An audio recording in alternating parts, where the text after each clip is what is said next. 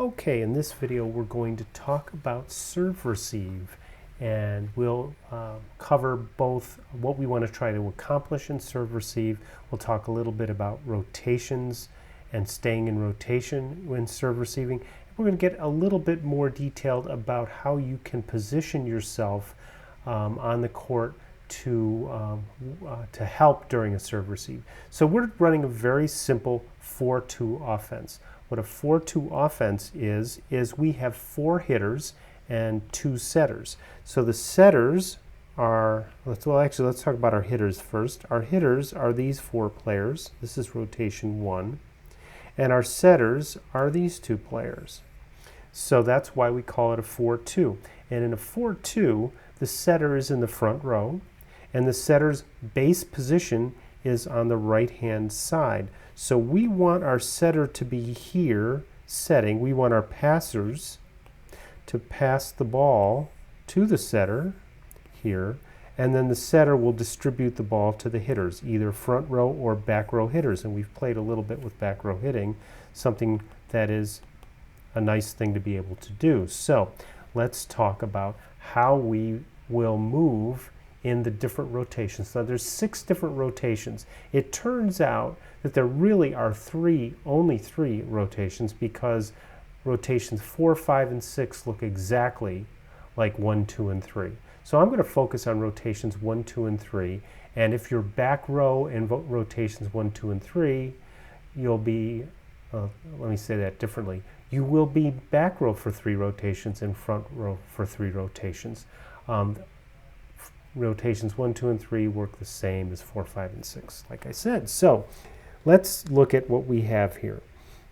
Our setter is this player, and we're going to serve receive, so they're going to be serving at us. So we want to get in position to serve receive. So the way we're going to play it is pretty simple. We would like this is our outside hitter, this is our middle hitter, and this is our setter. We would like on serve receive to, when we're receiving, we have to stay in rotation. So what we would like, and the way I would run it here would be, we would like to have our server closest to the net. They stay in rotation because they're in front of their back row players, and they are okay from each other, so they are not overlapping. So what we'd like is we'd like our setter to be able to get right over here. So that's one thing. 2, we'd like these players to be able to get in position, particularly this outside hitter. So they might be close together, and they would be allowed to take really short serves. So let's say we're playing a team that has a server who's not very good yet, serves the ball really short. These 2 could play that first ball. That's fine. But the primary people receiving the ball are these 3 players back here. They're really the ones that we want to take the ball. So as soon as the ball comes over and these 2 players realize it's not a short ball and that somebody back here is going to pass it, we want them to get in hitting position, and we want the setter to move into setting position. Setting position's over here along the net, about 3 feet off the net. And we want her there. This is an outside hitter. They got to run over here and get ready to hit. And this middle needs to get off the net and ready to hit. So they're going to drop back to about the 10-foot line if they can. Now, in this rotation, if things go very fast, this outside hitter may not be able to get all the way out where we'd like to have them. But they'll try, and they'll go as far as they can. As soon as they know the ball's being passed to the setter, they need to turn and attack. And the setter's got to kind of look and see how far did they get. But that's what we're going to do. And let's say then we get the ball over. Or let's say the first pass goes all the way over to the other side. Then we go to base. Base looks like this. When the ball is on their side, base, we have 3 players at the net, because their first play is going to be a block, probably.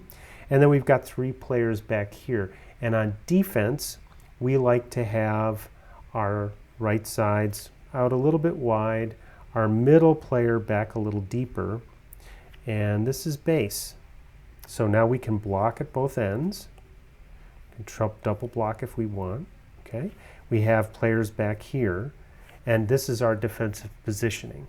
So we can play the remainder of the point out. Now let's say we do that. Do you remember where your rotated positions are? Because in rotation 1, you have to remember that. And go back there for the next point. So let's say they win the point and they're going to serve again. Well, we've got to get ready again. So how do we do that? Well, we do this. We go back to where we were.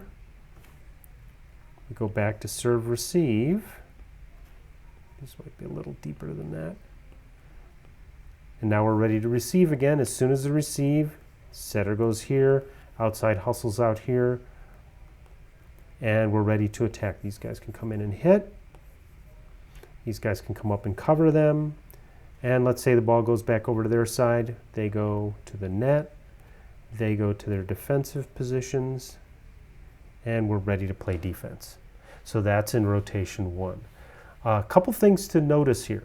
When the ball goes over on their side, it almost pulls us back up to the net. When the ball comes over on our side, it pushes our hitters off the net to get ready to hit. So let's say we've already made the transition, it's a longer point. Well, as soon as the ball comes over, we want that middle, if they don't take the first ball, to get back and ready to hit. If the outside doesn't take the first ball, they get ready to hit. If they take the first ball, they pass it and get ready to hit. Okay? And then in the back row, they're going to pass, and then they're going to be thinking about, okay, if this hitter hits, how do I cover them? I go in, I run up in case it gets blocked. These players come over, setter might even come over, and we cover our hitter. And then when the ball goes over on their side, the ball magnetically draws us up to the net to base position. These back row players get ready to play defense, and we're back at our defensive position. Okay? So let's go and look at the next rotation. So we're going to jump into rotation 2. So now, notice that our setter is over here, and we've got a middle here. And so on serve receive, we'd like the outside hitter to just back off a little bit to take short balls in here. They're already where they belong, because if the ball comes over to our side, they're just going to retreat here to hit. So they're already where they want to be. The setter is not. So what's going to have to happen is the middle is going to have to come over here to their attacking spot. Okay? And the setter is going to scoot over here to the setting spot. And now we've got the situation we want. We've got them in position to be able to attack. So again, over here, over here, over here if we're attacking. Okay? So serve receive, first thing we do is we get ready to attack. So so we're going to do that again. Rotation 2, the movement is we'll keep our setter along the net. Middle comes over here to attack. Outside goes over here to attack. Passers pass as they can. We're not going to move our passers around in the back for now. Later on we can play some other games with that, but we're going to keep it pretty simple. Okay, so that's rotation 2. Rotation 3 now. Got a middle, middle has just served, we lost a serve, they're going to serve. So we're in rotation 3, receiving. Now look at what we have. Well, our setter's already where they need to be, and our outside hitter and middle hitter are reversed. So what I would probably do with this, and I think would be a good idea, is in rotation 3, we could have the middle hit out here, especially if they're comfortable doing that, and the outside hit here, or we could make them make a quick switch, okay?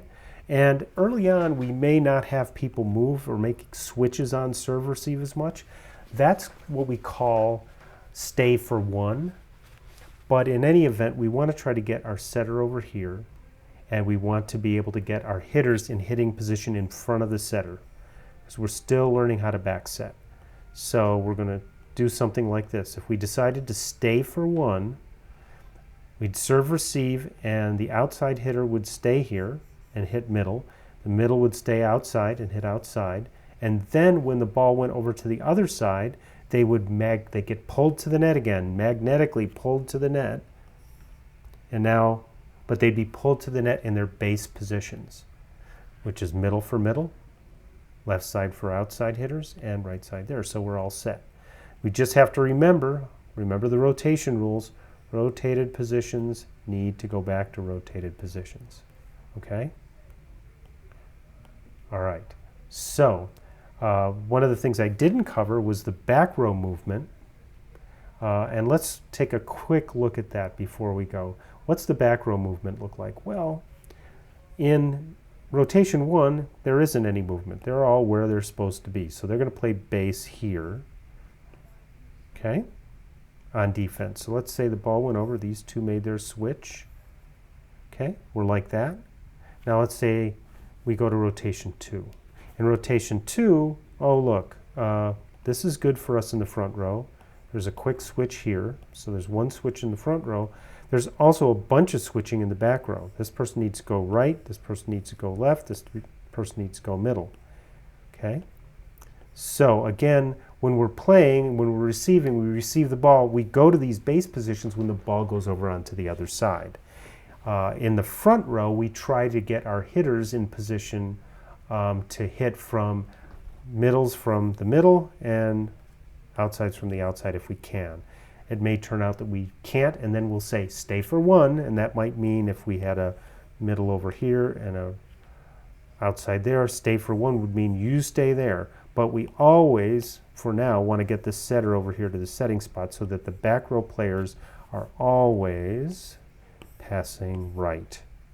Okay? So we're going to go all the way back, and we're going to look at rotation 3 real quickly. Okay, so the back row positions, well, after, we're going to serve receive here, so we're all going to try to pass over here. It turns out our setter's already where we want them. This could be a stay for 1. If we say stay for 1, these two go and hit like this, and then as soon as the ball goes over on the other side, boom, they get drawn to the net in their base positions, and the back row guys get in their base positions. Now it's going to take a little while to get this down, and that's okay. But that's the basics. So take a look at this, and we'll work on it in practice, and hopefully it'll start to sink in. We can do a little bit more sophisticated stuff after we learn how to do this.